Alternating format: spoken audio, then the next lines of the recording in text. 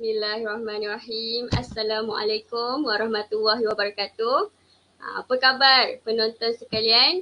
Mungkin yang dah hadir dalam live malam ni boleh respon sikit jelas ataupun tak live kita pada malam ni di bahagian komen. Okay. Jadi malam ini kita bersama lagi dalam siri #MyBookTime, siri yang ke-70. Jadi selamat datang bagi yang baru menonton siri #MyBookTime ni, yang buat yang pertama kali menonton pada malam ini, buat pengetahuan saudari dan saudari sekalian, kita adakan siri #MyBookTime ni pada setiap bulan, yang mana dalam setiap siri kita kongsikan buku-buku yang berbeza dan juga kita datangkan panel-panel yang berbeza dengan latar belakang yang berbeza. Tapi tujuan kita tetap sama, iaitu kita nak kongsi tentang buku dan kita nak rancakkan lagi budaya membaca buku di tanah air kita, Malaysia, insya-Allah. Jadi saya Anissa Aisyah Zulkifli, moderator anda pada malam ini, dan bersama kita adalah saudari Asikin Edi daripada mahasiswi Universiti Malaysia Selangor. Okey, dipersilakan.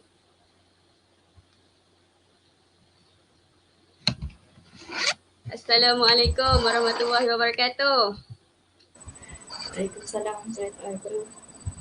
Okay, jadi saya persilakan saudari Asikin untuk perkenalkan diri dan juga perkenalkan sedikit tentang buku yang bakal dikongsikan pada malam ini. Sila.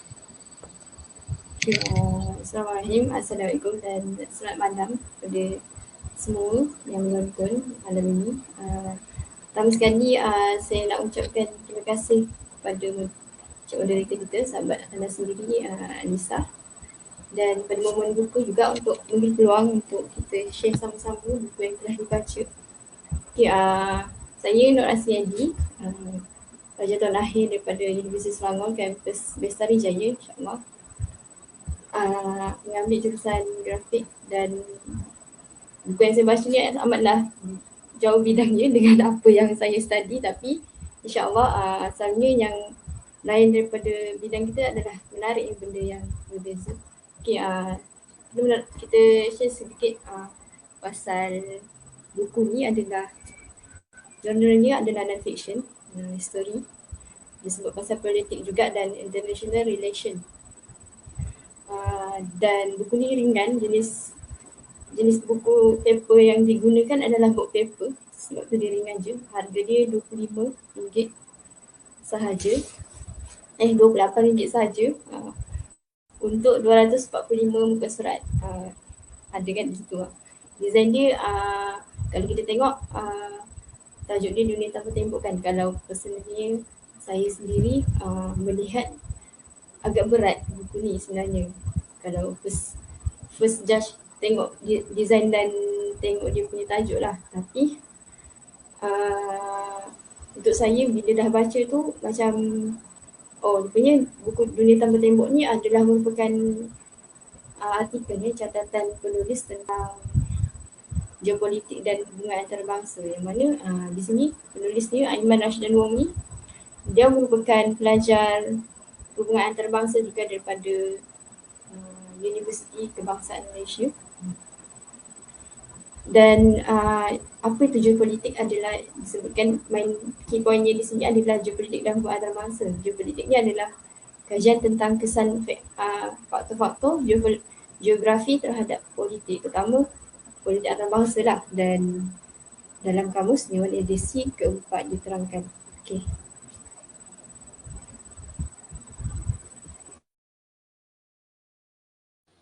Okay, baik. Terima kasih. Jadi tu serba sedikit tentang buku yang bakal kita kupas dan bedah pada malam ini. Seterusnya, kita pergi kepada pusingan yang seterusnya, iaitu kalau kita lihat setiap buku ni dia berbeza. Yang mana dia punya daripada segi luarannya, daripada segi design, memang kena lah dengan bidang Cik Asyikin iaitu bidang grafik kan. Jadi ada kena-mengena ke tu dengan dia punya design tu dengan dia punya content. Cuba kongsikan sikit tentang dia punya fizikal buku tu. Okay, insyaAllah ada bidang masuklah juga bidang dengan apa yang saya belajar. Buku ni dia agak, kalau tengok design dia yang first time untuk nak beli, untuk belajar nak mengenali, mungkin akan kenalah dengan design dia, sebabnya di depan sekali tu dia letakkan globe bunyi tu kan, dan kena dengan isi dia direct to the point dengan apa yang dia nak sampaikan. Dan apa yang menariknya digunakan warna yang kontra lah untuk nak menarik minat orang. Dan merah ni kalau kita faham ada isu yang nak disampaikan. So memang banyaklah isu yang di dalam buku ni yang mind blowing, yang kita akan rupanya macam ni macam tu. Sebenarnya di sebalik apa yang media gempar-gemburkan tu, sebaliknya apa yang ada dalam buku ni adalah sebaliknya lah. So kita kena baca buku ni dan dia luar daripada expectation kita. Dan amatlah di-suggest. Dan buku ni juga dia adalah menerangkan mengenai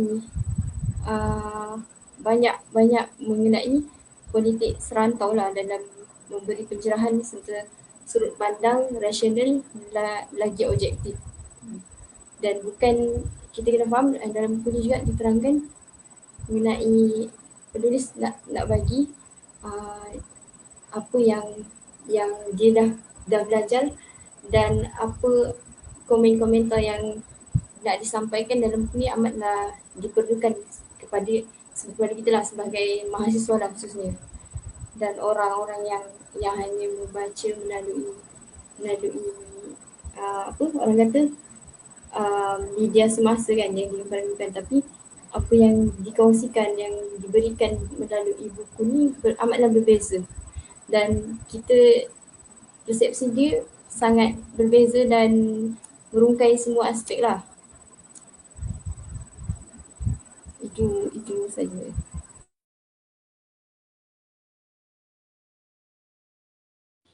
Okey, jadi betul lah seperti yang telah dikatakan tadi. Zaman sekarang ni kita ada pelbagai media sosial, di mana kita ada Twitter, kita ada Facebook, yang terlalu banyak isu-isu yang dihuraikan. Tapi dengan adanya buku ni, isu tersebut dapat dihuraikan secara lebih rasional dan objektif. Sebab berbeza dengan di media sosial kan, semua orang dapat bagi pendapat. Even orang yang tak ada dia bukan dalam bidang tu, ataupun dia tak ada apa-apa authority untuk bercakap pada pasal bidang tu pun, dia boleh cakap seumpamanya dialah yang paling tahu tentang bidang tu. Jadi dengan adanya buku ni, kita dapat lihatlah bagaimana penulis begitu cermat dalam menghuraikan tema yang dibawa. Jadi seterusnya Cik Asyikin, macam mana, nak tanya pula macam mana dengan tema buku ni? Boleh huraikan lagi tak tentang tema buku ni?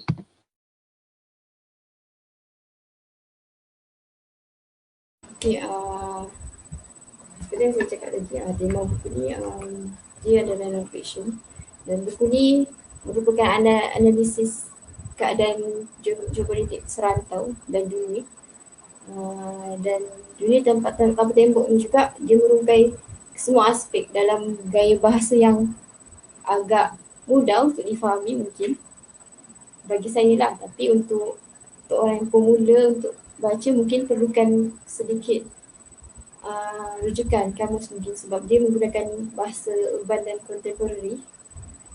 Ada percampuran bahasa juga, bahasa Inggeris juga sedikit, dan di apa yang diterangkan melalui konsep buku ni adalah tentang politik antarabangsa, dan di dalamnya ada prinsip lah prinsip realisme, diplomasi dan patriotik. Prinsip ini diterangkan oleh penulis melalui 50 artikel yang merupakan catatan penulis sendirilah, Aiman Rashdan tu, sepanjang beberapa tahun yang lepas tentang geopolitik hubungan antarabangsa sepanjang beliau belajar lah. Dan dia banyaklah menerangkan mengenai realisme daripada sudut pandang realisme sebagai seorang ni. Itu yang saya dapat lihatlah melalui penulisan dan pencerahan beliau. Realisme, diplomasi dan patriotisme. Ini adalah poin yang dapat saya baca dan kaji melalui buku ni. Dan apa yang ditekankan oleh penulis juga, konsep buku ni adalah, dia suka ayat ni, dia kata ilmu adalah kuasa, bahasa adalah simbolik dan geografi adalah takdir. Tiga-tiga ungkapan ni adalah faktor lah yang meruntuhkan tembok kebiasaan manusia di dunia dalam nak capai kata sepakat tu dan kefahaman antara satu sama lain. Jadi kalau kita tengok di sini, penulis sendiri cuba nak sampaikan benda tu dalam kata yang mudah difahami, tapi still juga kita kena ada rujukan untuk nak faham bahasa-bahasa hubungan antara bangsa itu sendiri dan geopolitik tu lah, kalau pada pandangan saya lah. Okay, jadi apa yang bahagian yang paling menarik tentang buku ni? Sambungan daripada tadi. Jadi mesti nampak bunyi dia tu macam ada banyak bahagian yang menarik. Boleh Cik Azikin cuba fokuskan. Mungkin ada beberapa bahagian-bahagian yang boleh dikongsikan.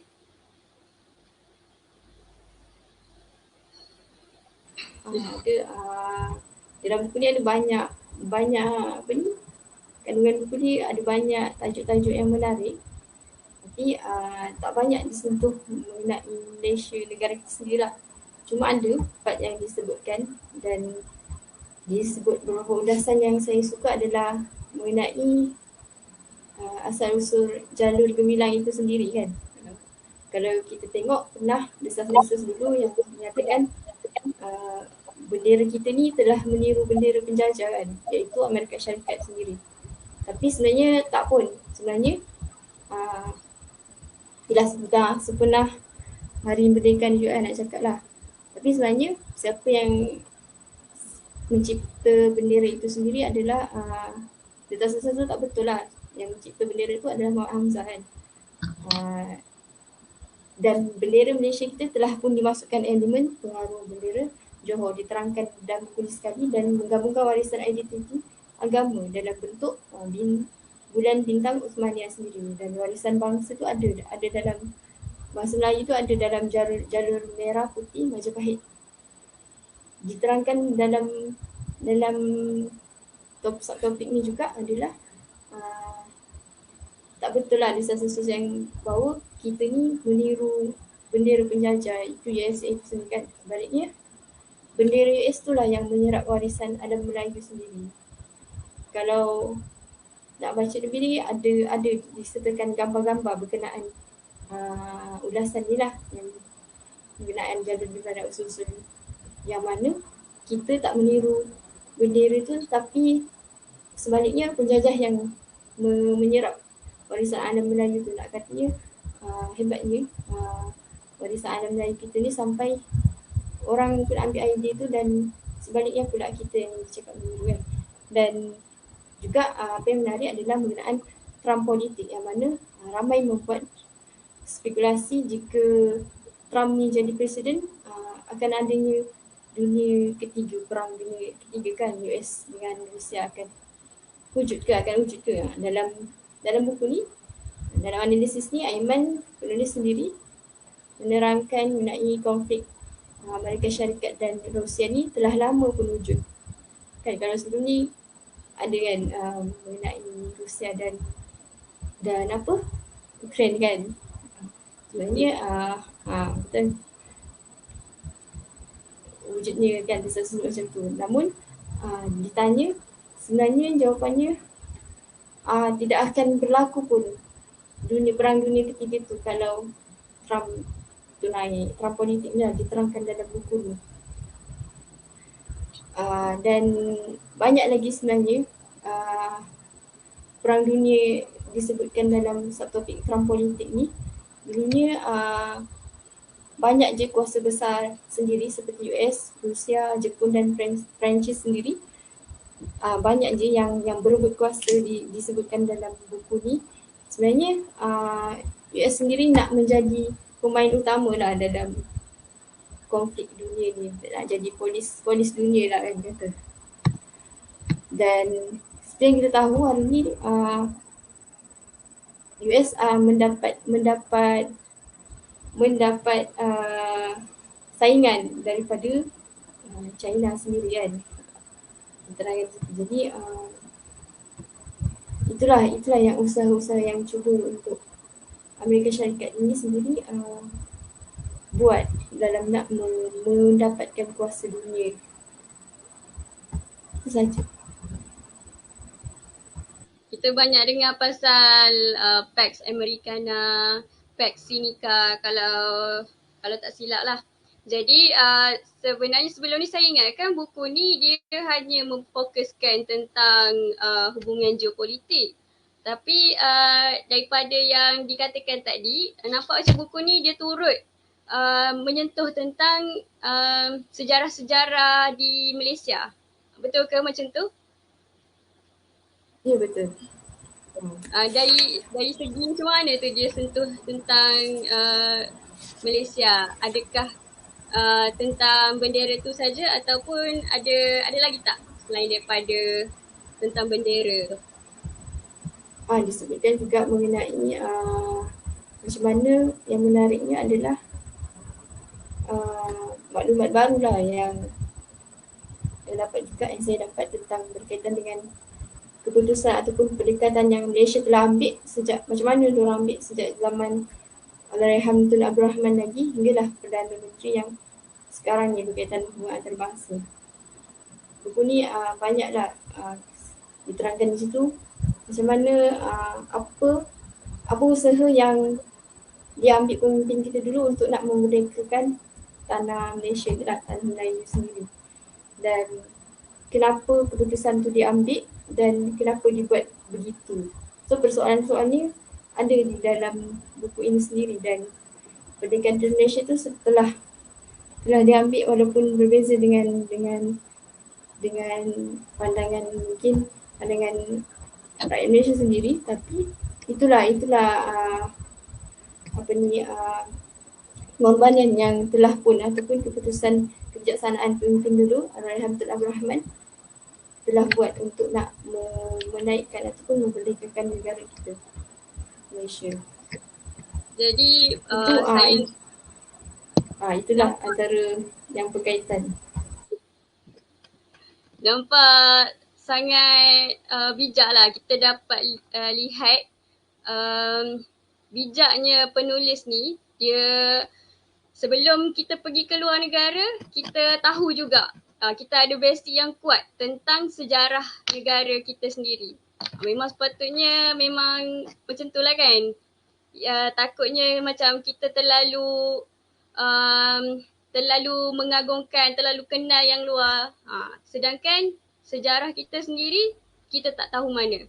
Jadi dengan daripada yang dikongsikan tadi, buku ni dia bagus daripada segi dia seimbang dua-dua. Ada sejarah, ada diceritakan tentang sejarah negara kita dan juga kita tahu juga tentang geopolitik dan hubungan antarabangsa. Sebab betul apa pendapat ICK, hubungan antarabangsa ni dia bagi kesan juga pada negara kita. Ada tak diceritakan ataupun dikongsikan dalam buku ni? Bagaimana hubungan antarabangsa tu dia bagi kesan kepada negara kita sendiri? Soalan. Okey, baik. Soalan dia. Okey, apa kesan bagaimana hubungan antarabangsa itu dapat memberi kesan kepada negara kita Malaysia sendiri. Artinya setiap keputusan yang diambil oleh pemimpin atau pemimpin negara itu sendiri akan memberi kesan kepada negara dan geopolitik, kan geografi adalah takdir, dan apa yang boleh terkaitnya dengan geografi dan efek kesannya adalah kalau kita tengok negara kita tidak mengambil langkah yang selamat lah untuk nak berbaik dengan berdiplomasi dengan pemimpin USA sendiri, Amerika Syarikat, pemimpin China juga, sebab kita ada banyak kerja banyak berhubungan dengan negara Asia, iaitu China, yang mana memberi saingan kepada Amerika Syarikat seperti yang kita tahu kan sekarang ni. Dan efeknya adalah banyak memberi kesan kepada kita adalah di mana hubungan antarabangsa kena kita wujudkan juga, dan kena ada diplomasi. Sebabnya banyak negara Asia sekarang sedang cuba untuk nak orang kata nak berbaik-baik dengan negara yang lebih berkuasa kan. Dan hubungan antarabangsa kita dengan Amerika Syarikat baik-baik saja, dan apa kesannya bila kita ni akan memberi efek untuk kepada keberlangsungan politik negara kita juga, geografi, macam mana ekonomi kita kan, itu adalah akan memberi kesan juga, dan keselamatan negara kita kalau kita tak berbaik-baik bila hubungan diplomasi dengan negara lain. Contohnya negara Asia Asia Tenggara lah, kita ambil yang semakin hadapan sekarang kan, negara jiran kita sendiri. Indonesia yang baru je menyambut kemerdekaannya, dan Malaysia pula tidak lama lagi akan datang 1 Ogos ni. Jadi kita kena ambil contoh yang baiklah, agresif sikit dalam membangunkan ekonomi kebolehpasaran negara kita untuk nak membina balik, menarik balik keyakinan pelabur-pelabur luar mungkin untuk nak datang ke Malaysia. Dan itulah sebenarnya memberi kesan juga. Hubungan antarabangsa amat penting lah untuk nak membina power, balance power tu untuk negara sendirilah. Okay, jadi kita dapat lihatlah bagaimana pentingnya untuk kita faham tentang hubungan antarabangsa ni dan kaitannya kepada negara kita sendiri. Jadi selalunya kalau pengetahuan macam ni, dia bersifat lebih luas, yang mana sangat unik dan lain daripada yang lain. Sebab bila kita tengok buku, selalunya buku-buku di Malaysia ni dia banyak dari segi self motivation, daripada segi mungkin fiction, yang mana bagus. Tapi kalau ada orang yang nak kelainan sikit ataupun nak berfikir di luar kotak, berfikir secara orang kata eagle eye, maksudnya melihat pandangan daripada atas, daripada atas ke bawah. Jadi sangat baguslah untuk kita hadam dan kita baca buku ni supaya kita tahu sebenarnya benda-benda yang berkaitan dengan kenegaraan ni kita tak boleh melihat secara satu bahagian ataupun kita melihat secara pandangan sempit. Kita kena melihat secara pandangan yang luas, yang mana setiap apa yang kita buat tu dia ada efek kepada negara secara keseluruhannya. Okey. Jadi seterusnya, bagaimana pula ada tak apa-apa kritikan ataupun cadangan yang mana mungkin buku ni boleh ditambah baik ke, ataupun mungkin buku ni sangat menarik daripada sudut yang begitu begini ke? Dipersilakan. Nama bagian dan cadangan ni kritikan mengenai buku ni. Pertamanya kita nak bagi share pasal kebaikan buku ni lah. Dan disebutkan seperti yang kita tahu, buku ni penulis dia penulis muda ya. Dan buku ni amatlah baik untuk kita baca sebagai mahasiswa dan juga sebagai rakyat Malaysia lah, khususnya pengundi muda ya, yang kalau kita tahu ramai yang tak minat kepada politik kan hari ni. Sedangkan seperti yang kita tahu, politik tu adalah sebahagian daripada agama kita juga, Islam. Jadi bukan di sini pentingnya buku ni pertama dia menerangkan bahasa, walaupun dia menggunakan bahasa urban dan contemporary, tapi dia cuba juga untuk nak fahamkan orang dengan penggunaan bahasa yang mudah dan ringkas untuk difahami secara santai lah juga. Dan itu kebaikan. Dan nama kebaikan mungkin boleh selepas ini dimasukkan lebih banyak lagi sejarah-sejarah mengenai konflik-konflik yang berlaku dan tidak terlalu bertapis mungkin, untuk nak menerangkan lagi dan mind-blowing lagi isu-isu mengenai sekitar negara kita.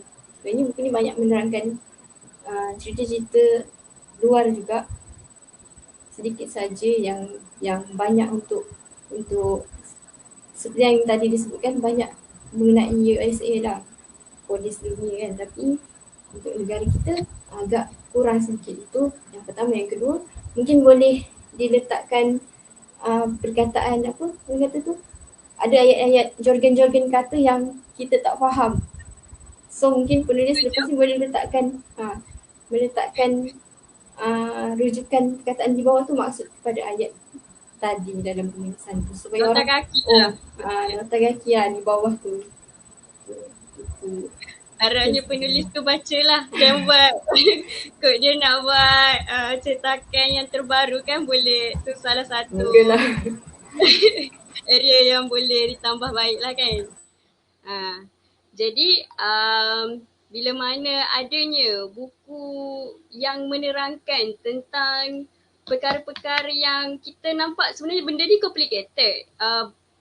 Bila bercakap tentang hubungan antarabangsa ni, dia satu perkara yang sangat complicated, dan dia ada istilah-istilah yang kalau kita pertama kali baca tu kita akan wow, first time nampak perkataan jargon-jargon tu. Jadi tapi kita rasa sangat banggalah bila mana adanya buku-buku yang sebegini yang bermanfaat, yang mana dia nak katanya dia tu cara yang paling simple lah untuk terangkan perkara yang rumit macam hubungan antarabangsa. Jadi apa lagi alasan kita untuk tak membaca tentang buku Dunia Tanpa Tembok ni. Alright. Okay, seterusnya kita pergi kepada kesimpulan lah. Apa kesimpulan saudari Asyikin tentang buku ni secara overallnya?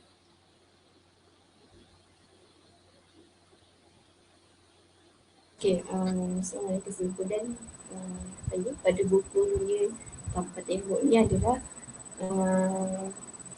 walaupun agak berat mungkin untuk kita sebagai orang muda yang tak minat. Saya bercakap bagi pihak sebagai anak muda lah, mahasiswa, dan buku ni amatlah elok untuk kita baca, membuka minda kita sedikit mengenai isu-isu yang berlaku sekitar kepada politik-politik dunia jugalah, politik-politik semasa, isu-isu itulah. Dan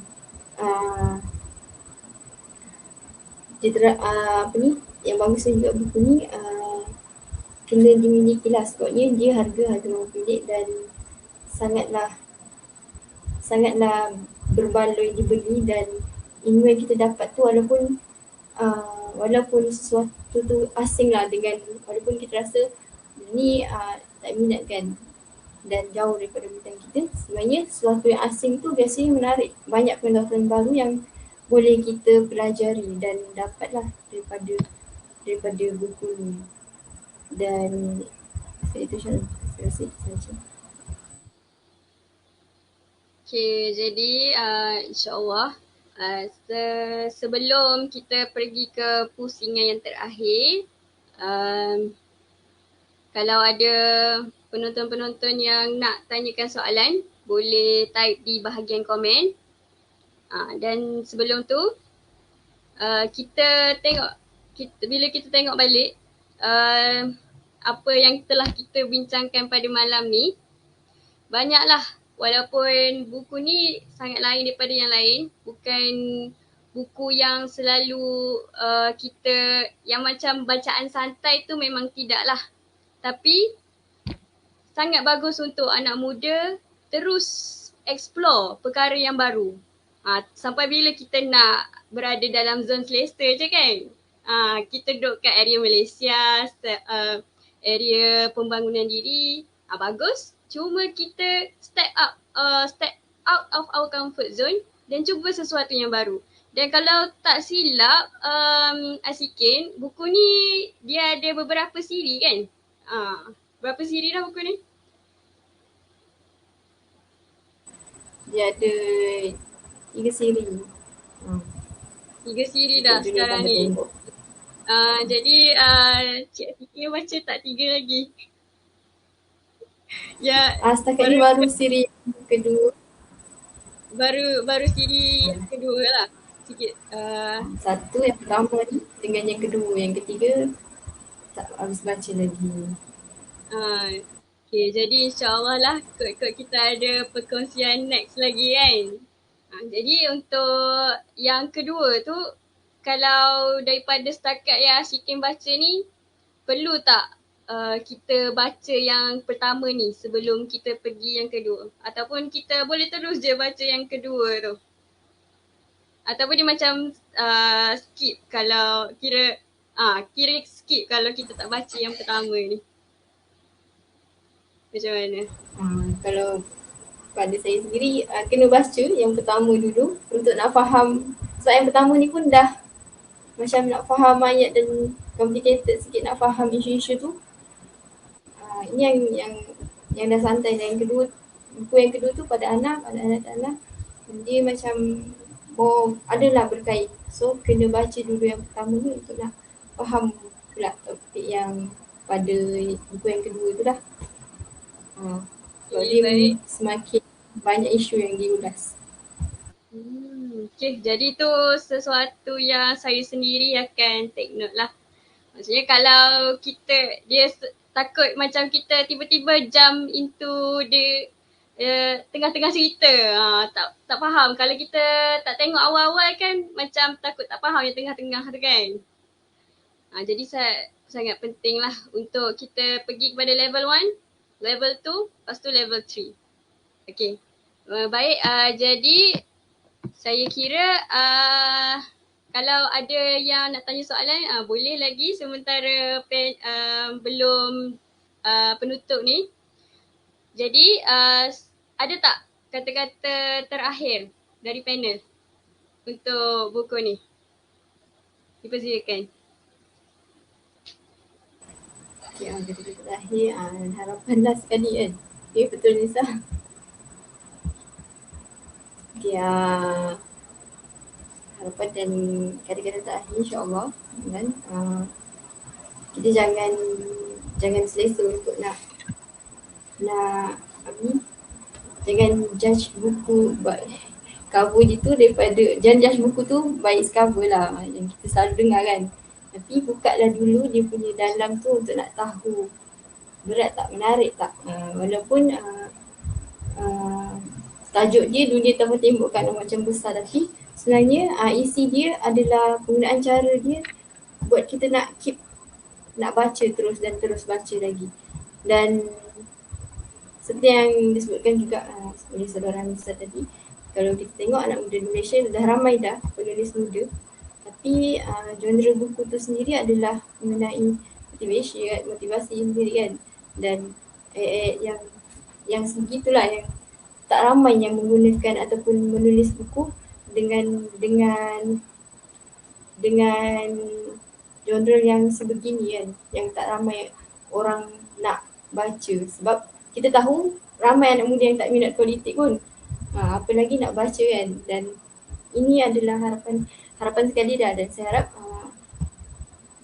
pesanan untuk diri sendiri juga untuk teruskan membaca dan sama-sama ambil lagi ilmu yang perlulah untuk kita keluar daripada zon selesa kita, daripada setakat membaca, tak salah membaca buku yang biasa kita baca, tapi why not kita keluar pula untuk nak tambah lagi, top up lagi ilmu kan, daripada yang biasanya, insyaAllah.